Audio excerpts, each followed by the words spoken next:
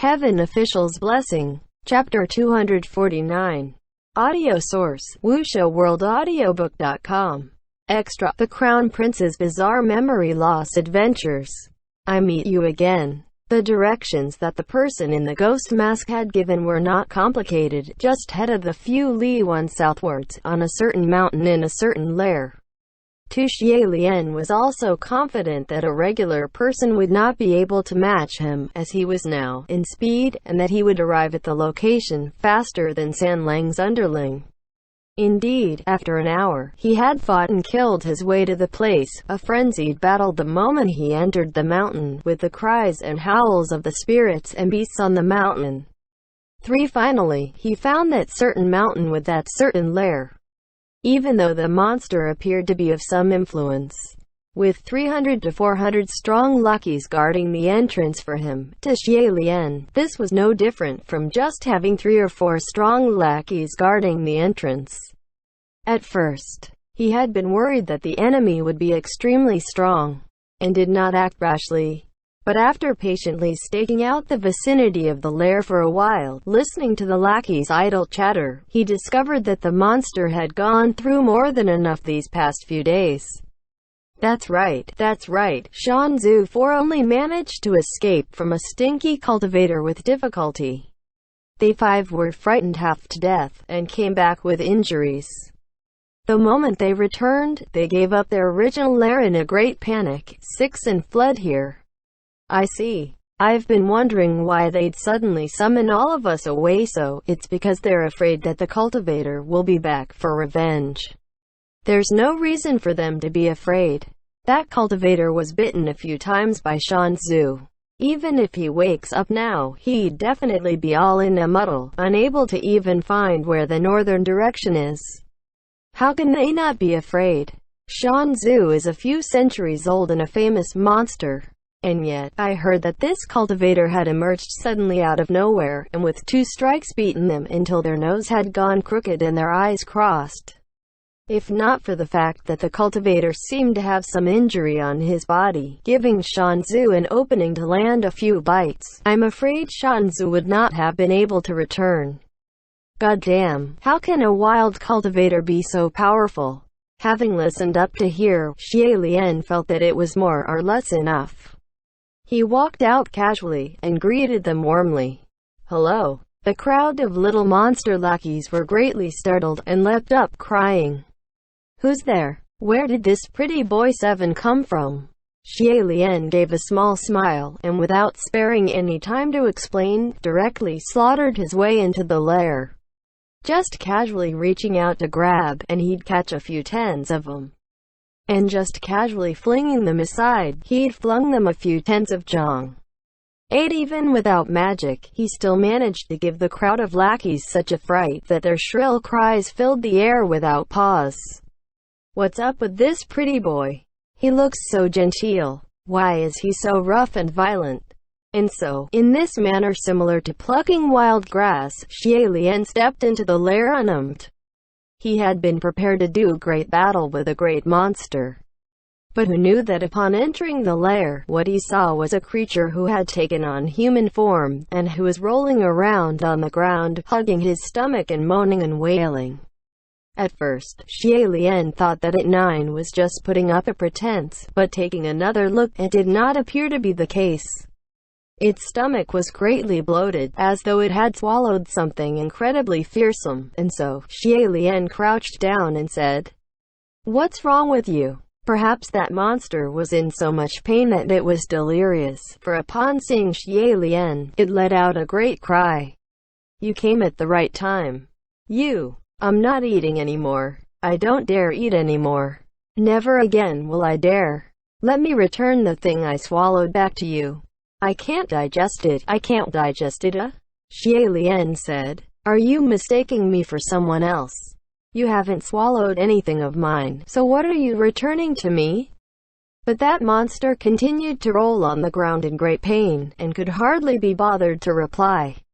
Feeling at a loss, Xielian proceeded withdrawing a talisman first, deciding to capture it first before clarifying things with it. But curiously enough, the moment he slapped on that talisman, That monster unexpectedly turned into a large and roly-poly daruma doll, 10, with a stomach that was much larger and rounder than other dolls, incredibly comical. Xie Lian found it both hilarious and startling. He examined the talisman he had drawn, wondering how it could have turned into this. Did he draw a couple of strokes wrongly? But this was not much of a huge problem either. This battle was simply easy to the extreme, and when Xie Lian emerged from the mountain depths, the day had brightened. He kept the daruma doll in his sleeve and hurried back towards the city. Now that he had done something for that San Lang, Xie Lian felt happy, and had already begun to think about how he would present the captured monster to San Lang. He secretly warned himself that if San Lang gave a surprised expression, he should still maintain a reserved front, and not reveal any of his delight. Having been out roaming and sprinting all night, Xie Lian's legs were sore, and so, he sat at a stall along the way, and got a free bowl of tea to drink. As he drank, he suddenly heard someone from behind him rush towards him and yell, "Xie Lian!" Immediately, Xie Lian put down the tea bowl. Who was this person, to be so greatly daring as to directly call out his name in the middle of the main street? Even amongst the royal household, few would be so disrespectful. Didn't everyone address him as His Royal Highness the Crown Prince with great deference and reverence? Turning his head to look, that person was unexpectedly a commoner. He was carrying a large wooden box, and strode forward with great steps, yelling, "Wait up! You forgot Xie Lian. Bring him along too." So he wasn't calling out to him, but someone who had the same name as him. But Xie Lian found this even more curious. Even though he did not really care about taboos on avoiding names and such like, but to think that someone would dare to have the exact same name as him, that was surprising. But he immediately realized the Xie Lian, which that person spoke of, was not a human. A man was sitting near Xie Lian. The person who was carrying the box walked up and sat beside this man. He patted the wooden box, and said, "I've brought Xie Lian along. Remember to bring him to that person whom your family serves today. Don't dismiss the superstition. If you don't display the two of them together, there would be a lot of bad luck." Yes, naturally, I know it." Xie Lian was simply unable to bear it any longer, and opened his mouth, saying, "Excuse me." The two men turned to look at him. Xie Lian said, "Please forgive this one for being presumptuous." "Excuse me, what's in this box?" The man said, "Haven't I said it already? It's Xie Lian inside." Xie Lian did not understand. "But, is Xie Lian not your Royal Highness?" The two people seemed to find it very funny, saying, "No one said he wasn't the Crown Prince. He always was to begin with. Look." Saying that, they opened the box. Xie Lian's eyes widened. Unexpectedly, within that wooden box, was a tiny worship altar, and within that altar was a plain and rustic-looking statuette of a god, of a cultivator dressed in white with a straw hat on his back. He did not recognize it. Xie Lian was completely unable to comprehend it, and said, "Are you saying that this statuette is of the Xian Li's crown prince, Xie Lian?" Who else? Other people had started to gather around, one after another, half of them looking at him as though he was a rare one. "You young people are really strange, and you look like a cultivator too, so how is it that you don't even know such a simple thing?" The other half were looking at this statuette of a god. "Wow, the carving of this scrap-collecting immortal is not bad. Looks woeful enough. Yes, full of tragedy and woe. One look and you immediately feel that it's a likeness of misfortune. Great. The uglier it looks like now, then it would look even better when that other one helps him break away. Display them together for 8 days at most and the results will show." With ignorance, Xie Lian said, "Scrap-collecting immortal? How did he become a scrap-collecting immortal?" The surrounding crowd said, "Cultivator, you really are very strange. Xie Lian was always a scrap-collecting immortal to begin with." Xie Lian was generally not someone who was easily angered, but at that moment, he felt slightly annoyed. Anyone who listened to other people laugh and mock them for picking scraps wouldn't feel very happy about it. In a moment, he stood up, and in a deep voice said, "Does everyone have some dissatisfaction with the Xian La royal family? Even if there's the way you're insulting the crown prince like this is not in keeping with etiquette." The crowd looked at each other, and laughed at them, saying, "What are you saying? In keeping with which country's etiquette?" Xianla Kingdom was destroyed more than 800 years ago. An hour later, Xie Lian was still in somewhat of a muddle as he walked down the main street. It was too frightening. Everything he had received just now was simply too frightening as far as he was concerned. How was Xianla Kingdom destroyed? Aren't my royal father and mother still alive and well? And how could it have been destroyed by me? I lost a battle, I destroyed my country, and I was cast down twice. I became a scrap collector. He questioned himself over and over again, and told himself over and over again it was impossible. Impossible. Impossible. He tried to convince himself all of this simply isn't real. There must be some villain making trouble behind the scenes. However, everything felt off-kilter. The strange accents, the strange clothing in the strange buildings, and even the strange function and Muching, all of them were telling him that this was not a nightmare, and this place was also not some illusion. No demon or monster would have been able to create such a vast and realistic illusion. 800 years had really gone by. How could 800 years have just gone by? How did he become like this after 800 years? Xianla Kingdom was destroyed. His father and mother were dead. Feng Xin and Muching had ascended, and he had become a scrap collector. How did it become like this? It couldn't be like this. It shouldn't have been like this.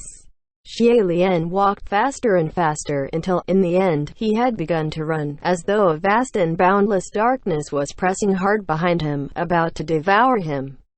Suddenly, a red silhouette flashed by, and a lanky figure appeared before his eyes, saying, "Dao Zhang, where did you go? I searched high and low for you for a long while." It was San Lang. He was still smiling, and as he said that he made to come over and take Xie Lian's hand, but upon seeing him, Xie Lian felt goosebumps rise all over his body, and he yelled loudly, "Don't come near me!" His cry had an immediate effect. Sanling paused, but his expression did not change. He said, "What's wrong?" Xie Lian clenched his fists tightly, and coldly said, "Just who the hell are you? What do you plan to do?" Sanling said, "I had thought that we had gotten along quite well yesterday, and no longer cared about these small bothers." Xie Lian said, "You lied to me." After a moment of silence, San Lang said, "So you already know?" Xie Lian said, "I already know that it's now 800 years later." Typically, he would not have taken so long before realizing that those things were not quite right. But this person had deliberately kept things from him, keeping him charmed and deceived and confused until he couldn't even have figured out which way was north. Otherwise, how could he had discovered the truth only after a day? Sanling took a step towards him, saying, "Your Royal Highness." Xie Lian took many more steps back, yelling, "Don't come closer. If you come any closer, I'll hit you." Both his voice and his body were trembling. Xie Lian was extremely terrified. What he was terrified of wasn't some demon or monster, nor was it of the man before him who could mean good or evil. He was terrified of this entire, strange world. In this world, he was without glory that he could be proud of, without loyal subjects, without his parents who loved him dearly, without his own country, without believers who loved and respected him. Nothing, nothing. He had absolutely nothing. But Sanling took yet another step towards him, saying, "Don't be afraid, Your Highness." Hearing this sentence, Xie Lian's expression changed. He suddenly recalled, within those fragmented memories, the man who said in a deep voice by his ear, "Don't be afraid, Your Highness." How could he not have realized it? The manner of speech and voice of both men were identical. So angry was Xie Lian that he trembled, as he said, "It's you. It's really you." thinking about how this person had deceived him and led him around in circles, while he had felt nothing but gratitude and was full of good feelings, and even called him Xie Lian was unable to bear it, and his anger skyrocketed. He lashed out with a strike, crying, "You liar!" This strike squarely hit San Lang's chest. Xie Lian readied himself to strike a second time, but discovered that he was somehow unable to move. It was his own body that was stopping him. Xie Lian could not understand what was going on, but San Lang had grabbed hold of his hand. Xie Lian was startled, and immediately cried out disjointedly, "Don't touch me! You liar! You lied to me! I'll never believe you again! You!" But San Lang said quietly, "His Royal Highness believed me." Xie Lian cried angrily, "I'll never believe you. However, just like how his attack had been stopped, the "will never you" that should have followed, somehow could not leave his lips. The concern and pain in this man's eyes was completely and utterly genuine. Anyone who saw a person show such an expression to another person would no longer suspect his sincerity. As though desiring to seal Xie Lian away from this strange world which terrified him, San Lang finally drew him into an embrace, his lips kissing his hair lightly, and in a warm and gentle voice, said, "Don't be afraid, Your Highness. It's all in the past, Your Highness. You've made it through." After a long while, Xie Lian's body finally softened. Now, throwing aside all his shame and frustration, and thinking carefully within the fragmented scenes in his dream, the voice of the man who had called out to him had always been warm and gentle to the extreme, without even a hint of coercion. As for himself, even though he had indeed begged for mercy and cried, but he could tell from listening that there wasn't even a hint of unwillingness. It was just that, before now, he had been unwilling to confront it directly, and so he had not discovered it. At least Xie Lian finally knew why it was that, the moment he saw this man, he could not help but want to trust him. Unfortunately, him, after 800 years, had a relationship with San Lang that was not quite simple. He thoroughly gave up fighting against his body, and went along with his heart's desire, burying his face against San Lang's chest. He said, his voice muffled. "We." San Lang said, "HN." After a long silence, Xie Lian mumbled, "Why did I suddenly forget everything that happened in these 800 years?" San Lang said, "It's my fault. The previous day, you suddenly received a prayer in the middle of the night, and left in too much of a hurry. I didn't help you restore your magic, and didn't tell you in time that when the monster bites you, it swallows memories." Xie Lian said, "Then this simply wasn't your fault. It was me who was careless." San Lang said, "Your Highness would never be at fault." Xie Lian forced a smile, then said again dispiritedly, "Then, San Lang, how did I?" The destruction of Xi'an Kingdom. After all, he had treasured his people so much, and it had been his ambition for Xi'an to continue to prosper for another 1,000 years. San Lang hugged him even tighter, and said with conviction, "It was not your fault." Xie Lian mumbled, "How did I fail so badly? How did I become like this? Who did not start by wanting to accomplish grand feats which would move the heavens and the earth, and live on through the ages? Well, perhaps only 1 in a million people would truly be able to make this dream become reality, but Xie Lian had never once doubted that he would be that 1 in a million. Perhaps this was the reason why San Lang had not let him discover that 800 years had gone by. San Lang said, "You did not fail." Xie Lian shook his head, saying, "But I don't have any believers anymore." San Lang said, "You do." Just thinking about it made Xie Lian grieve. He said, "I'm a scrap collecting immortal. I pick scraps. Of course no one would be my believer, and no one would take me as a god. Who would respect a scrap collecting immortal?" This was completely unlike what his dream had been. But San Lang said, "Haven't I already told you? You have a believer." Xie Lian lifted his face. San Lang gave him a small smile, saying, Your Highness, I said that you would be able to meet Hua Cheng very soon. Right now, you've met him. Xie Lian lifted his head, and gazing at his face, said, slightly confused, San Lang, did you recognize me? Hua Cheng said, from a very long time ago, even before you had ascended. Xie Lian slowly blinked. Hua Cheng said again, Your Highness, perhaps that you now might feel that you, after 800 years, is a huge failure. Perhaps you feel disappointed and unable to accept it. But please believe me, it's not like that. His bright left eye gazed at Xie Lian, and the look in his eye was as soft and gentle as his voice. He said, You saved me. I've always looked at you. In this world there are countless people who are more successful than you, but none of them could have saved me like you did, and none of them could have done those things you did. You have no idea how much courage you gave me, for me to become the me today. In my heart, you are forever my only God, Xie Lian said, and you are forever my most devoted believer. Barely had he finished speaking, when he came to himself. That sentence which he had said just now, was something he had instinctively said in the moment as a response, as though he had heard such a treasured promise before. But San Lang started to smile, and held up his hand, kissed the back of his hand, and said, Yes.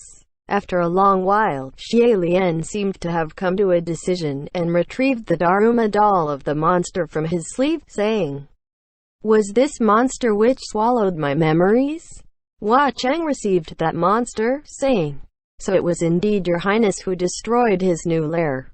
Xie Lian nodded his head, saying, To recover my memories, I would have to act on him here, yes. Within Hua Cheng's palm, that daruma doll opened its large mouth. From its mouth flew out a few specks of light, like fireflies, which flew and surrounded Xie Lian.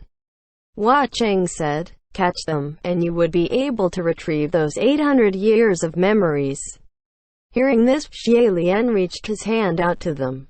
However, just before he touched them, he stopped. Recovering these 800 years of memories would be as though reliving those 800 years, once again experiencing everything which had happened. The agony of the 100 swords stabbing his heart, the shame of having been defeated utterly, the anger of being powerless and unable to do anything. Even though he knew that all this would actually be over in a moment, but his fingertips still trembled slightly. Hua Cheng stood behind him, letting him feel as though his back was resting against a sturdy wall. He heard Hua Cheng's voice from behind him. Don't be afraid, Your Highness. Xie Lian tilted his head back slightly, and Hua Cheng wrapped his arms around his waist, saying, Believe me, no matter how long it takes, I will always wait for you. You will still meet me again. That's right. They would still meet again. And so, Xie Lian reached his hand towards the lights. Like stars, the specks of light dissolved into his fingertips. There was a great brightness before his eyes, as though something burning hot was approaching. Before that bright light reached him, Xie Lian said, I am very glad to have met you. After he said this sentence, the specks of light dissolved into his body and disappeared. Xie Lian slowly toppled forward, and was caught by Hua Cheng. After a long while, Xie Lian finally began to stir. The moment he opened his eyes, Hua Cheng said in a low voice, Zhe. Xie Lian slowly gave a light smile, and reached out a hand, caressing Hua Cheng's face, and said, I meet you again. Hua Cheng began to smile too, saying, Didn't I say it? Believe me. Xie Lian sighed and said, Does this count as us having waited for each other again for another 800 years? Hua Cheng said, Didn't I say it? No matter how long it takes, I will always wait for you. However, he pulled Xie Lian up. The two of them stood face to face, and Hua Cheng held his hand tightly, saying with a smile, Right now, I don't want us to be separated again for even a moment. There was no way of changing the past. 800 years ago, the 17-year-old Xie Lian, who was everyone's pride, had no way of knowing what the future had in store for him. Fate had given him two doors. The path of a martial god left a fleeting but indelible impression. In a brief moment a demon had met an immortal on a bridge, and he had opened both doors. After that, he was alone in the turbulent waves of being powerless and unable to return to the heavens, and he struggled to eke a living through those long and tortuous years. Pain, anger, disappointment, hate, despair, insanity. A heart as indifferent as dead ashes. And after that, the dead ashes reignited back to life. However, all of these were already in the past. Gerger, welcome back. HN. Look, I said that you would still meet me again. I didn't lie to you. Xie Lian aimed a look at Hua Cheng, and said, Really? Hua Cheng smiled slightly, and said, Of course. When have I ever lied to your highness? Gerger. Xie Lian reached his hand into the breast of Hua Cheng's robes, and took out a piece of paper, reading out loud. Having received San Lang Ji's care, Lian has no way to repay you, and I'm willing to exhaust what little power I have to help Ji solve his problems, and so will leave for a while. May San Lang Ji not be worried, for Xian will be back shortly after leaving. Single quote. San Lang raised a brow and brought his hands behind his back and did not speak. After Xie Lian finished reading out loud, he copied Hua Cheng's manner and raised a brow, saying, San Lang Ji, good Ji, you truly are good. Hua Cheng laughed, saying, Whether I'm good or not, wasn't Ji clear on this point from very early on? Xie Lian's face turned slightly red, and he said vaguely, I'm not sure what you're talking about. In any event, you've gone too far in these couple of days, and you should reflect.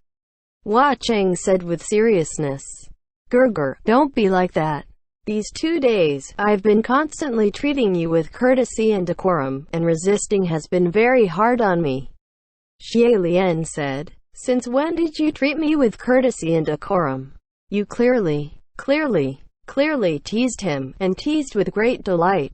Thinking about how, in those 2 days, he had become the naive, silly, and pampered 11-little 17-year-old dummy, tossed and turned this way and that as Hua Cheng played with him.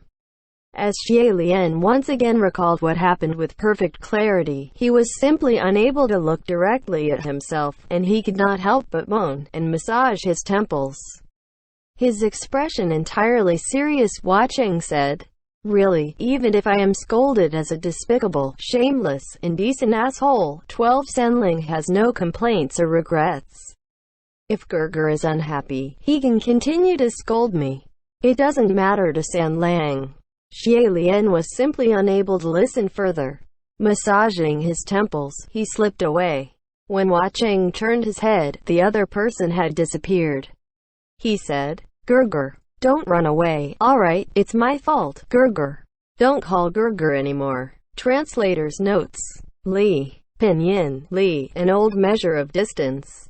How long a li is has changed a lot over time, but the modern li is around 0.5 kilometers or about 1/3 of a mile. Dongfu. Pinyin. Dongfu. I translated it as lair, but a dongfu is a bit more than that. A more accurate description would be a place where a spirit or magical creature dwells. The other closest English equivalent I could think of was grotto, but a grotto associated with fairies and such like in Western folklore doesn't quite have the right connotation for this context, I think. Pinyin, Shan Mao Yimao Gui Ku Lang Hao. A Shan Mao can refer to a type of mandrill primate but also a one-legged creature, monster which dwells on the mountains in Chinese folklore. Yimao literally translates into night cat, but also can refer to owl. Gui Ku Lang Hao is literally the cries of ghosts and the howls of wolves. Shanzu. Pinyin, Shanzu, the lackey's honorific title for the monster, lit. Lord, owner of the mountain. Like how Hua Cheng's subjects in the ghost city refer to him as Chengzu or Lord, owner of the city. They Chinese pronouns are divided into male, female, and gender-neutral, used for animals or inanimate objects, not people, all of them pronounced as ta. The way the lackeys are speaking in Chinese is more colloquial, and omits pronouns when referring to their big boss monster. However, later on in the chapter when Xie Lian encounters the monster, he uses the gender-neutral, see Translator's Note 9. However, I didn't think it would be appropriate for the lackeys to refer to their boss as an ip in English, so I used they, them, here. Pinyin, Pai Gun Niao Lu, lit. So frightened and panicked that it was farting and pissing non-stop. Pretty boy. Pinyin, Xiao Bai Lian, lit. Little white face, used to describe a young man with a pretty face. It's not really a compliment, and it's usually used in a teasing, at best, or derogatory, at worst, context. I just find it incredibly funny that Xie Lian was referred to as one here. Zhang. Pinyin, zhang, a unit of measurement equal to 10 Chinese feet or 3 1/3 meters. So Xie Lian was flinging these monsters a few hundred feet in one toss. See Translator's Note 5. The sentence here uses, unlike the monster's lackeys, I don't think Xie Lian would have any issues with using ip to refer to the monster. 10. Daruma doll, Bu Dao Wang. Pinyin, Bu Dao Wang, a toy that's shaped sort of like an oval, with a heavy base. The idea is that you can push the toy down, and it would stand or bounce back up. It doesn't fall down. It's also what watching transforms Lang Qianshu Qirong into in Book 1. 11. Exactly what Mu Qing had described Xie Lian in Chapter 246.